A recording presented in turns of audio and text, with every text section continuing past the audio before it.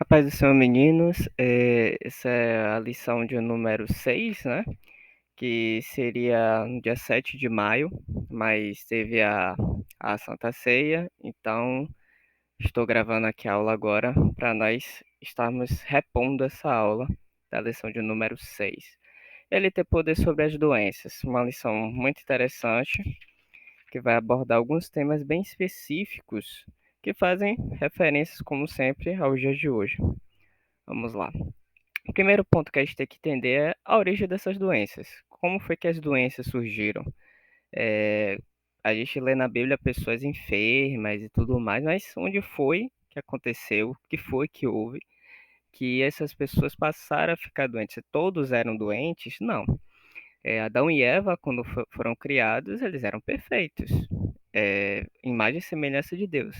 Deus é a plena perfeição. Então é impossível Adão e Eva serem doentes, já terem nascido com algum tipo de doença. Mas a partir da queda, tudo no mundo se desregulou, inclusive nossa saúde. Com a queda do homem, nós passamos a ser suscetíveis a ficarmos doentes. Por exemplo, no período de chuva, se a gente não tiver tomado a vacina, né, da gripe, a gente pode ficar gripado. A gente viveu aí a pandemia, né? Recentemente foi decretado o fim do estado de pandemia. Para os que não se vacinaram, provavelmente ou ficaram contaminados, né, com o vírus, ou ficaram assintomáticos ou não sentiram nada, ou até mesmo não foram contaminados, né? Mas de certo modo foi uma doença que muitas pessoas morreram, infelizmente. E é justamente aqui que a gente tem que prestar atenção. O pecado entrou no mundo e trouxe morte, sofrimento e doença. Infelizmente, foi no momento da queda que tudo isso veio, inclusive as doenças, não só físicas, mas também mentais, tá? Não esquece disso não. As doenças não se resumem só às doenças físicas, tá bom? Vamos lá. Para o tópico sobre que Deus cuida da nossa saúde, que é o tópico 2.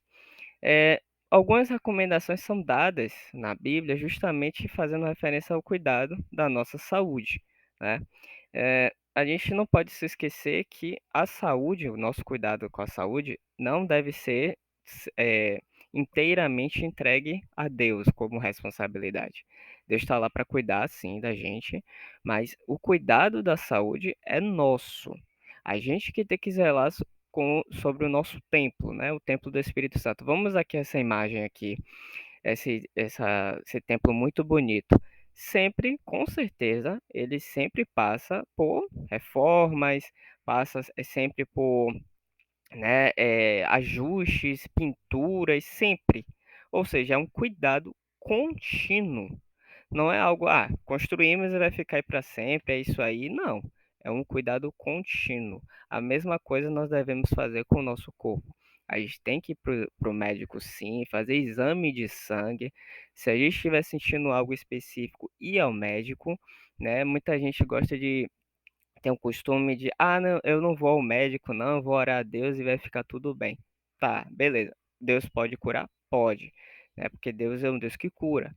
Mas o ideal é que além de você estar orando, vá ao médico, porque o seu corpo é sua responsabilidade, né? Quando você nasceu, Deus te deu esse presente que é o seu corpo, então você tem que zelar por ele. Né? Não só ir ao médico, né? Mas tomar cuidado com a alimentação, que a gente vai até entrar nesse tema daqui a pouco, tomar cuidado com a alimentação, não exagerar em certo tipo de comida, tudo isso é cuidado, né? Então é nossa responsabilidade e isso que é um ponto chave aqui que a gente não pode perder e nem esquecer, ok? Pronto.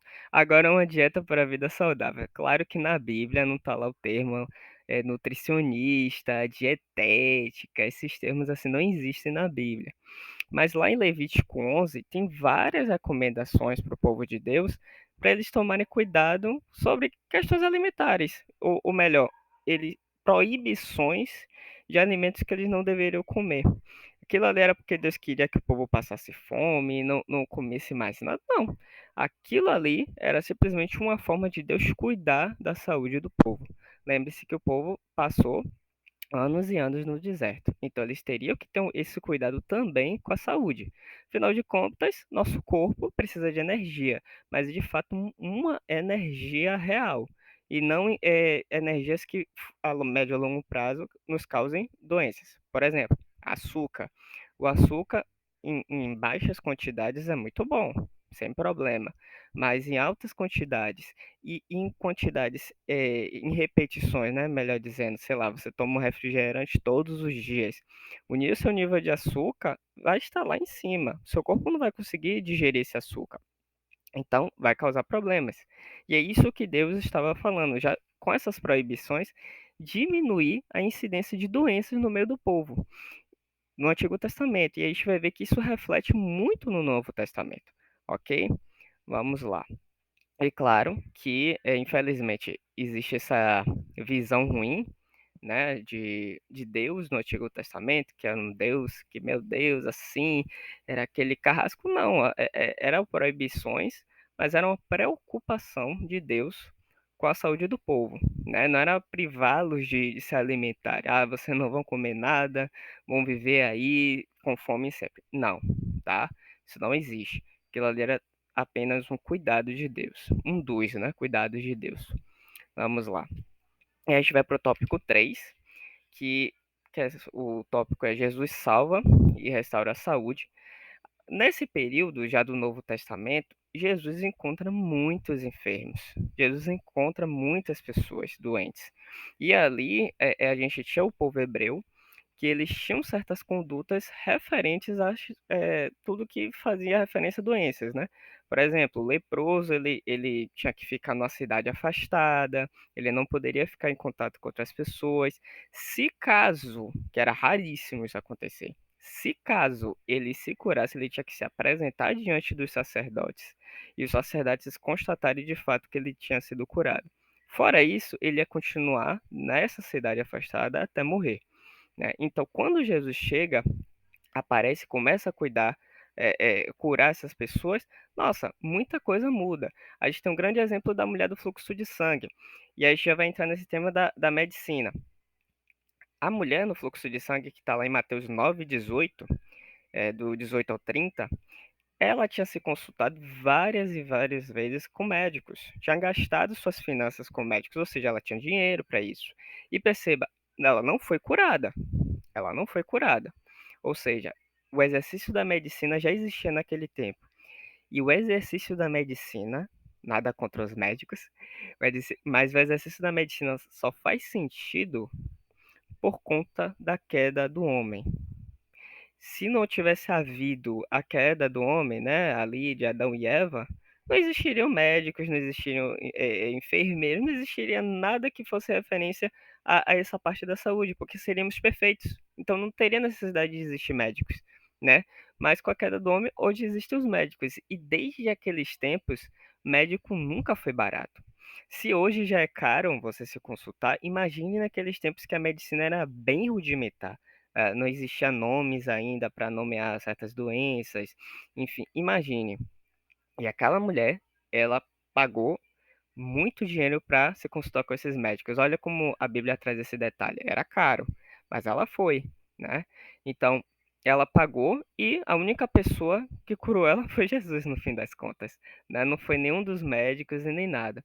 Então, Jesus no Antigo Testamento, ele teve todo esse trabalho de curar várias pessoas, não só essa mulher do fluxo de sangue, cegos foram curados, leprosos foram curados. Então, Jesus teve todo esse trabalho. E, e não é diferente nos dias atuais, né? Jesus continua a fazer milagres hoje. Esse é o grande ponto. Infelizmente, algumas pessoas são curadas e elas não testemunham isso. Elas pegam a cura, agradecem somente a Deus e vão embora. E elas não testemunham isso. E eu digo a vocês, quando Deus faz algo pra gente, testemunhem para outras pessoas. Porque na cabeça das pessoas, hoje Jesus não cura mais. Jesus não age mais como antes. E age sim. Há muitas pessoas sendo curadas. Até mesmo sem uma dor de cabeça. Ah, eu tava com uma dor de cabeça terrível. Eu orei a Deus. E minha dor de cabeça sumiu. Quando eu me dei conta, eu já não estava mais com dor de cabeça. Testemunhe isso. Porque isso é uma ação do Espírito Santo, isso é uma ação de Deus. Então, Jesus Cristo continua curando seu povo. Jesus Cristo continua fazendo milagres. Existem relatos de pessoas que já foram curadas de câncer, terminais inclusive. Existem pessoas que já contam histórias de que estavam até desenganados pelos médicos e foram curadas. Como eu sei essas histórias? Porque eu ouvi testemunhos. Então, testemunho daquilo que Deus tem feito a vocês, né? Como eu já tinha dito aqui nesse tópico, muitas pessoas não acreditam mais na cura divina, né? Infelizmente.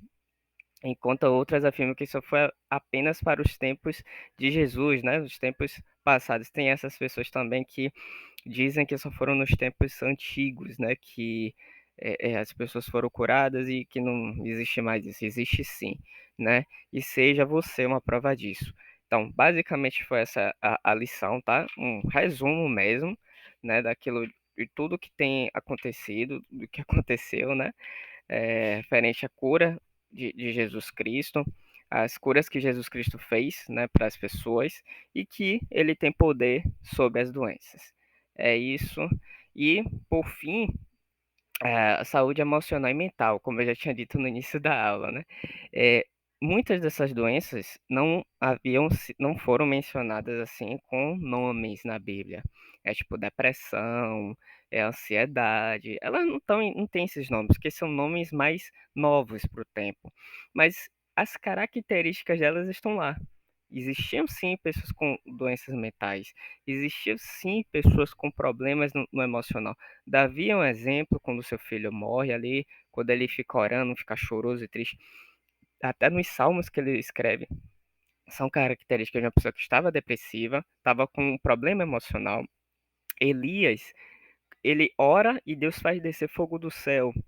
E depois ele pega, se esconde e pede ânimo para a morte. Para a psicologia hoje, existe é um exemplo de depressão, um exemplo de depressão pós-pico de adrenalina. Nossa, que nome todo.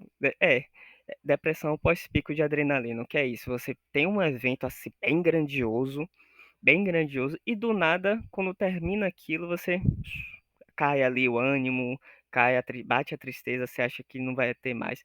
Então, aquilo foi um tipo de depressão, né? Hoje nós conhecemos isso como depressão pós-pico de adrenalina, mas na Bíblia, como não existiam esses termos, ele deu a característica. Ele deu as características do que Elias estava sentindo ali. Pediu ânimo à morte, ou seja, ele queria morrer, né? Ele queria morrer, queria que houvesse alguma coisa para que ele fosse morto, ou enfim, né? Então perceba que até nisso Deus se preocupa com a sua saúde mental também, né?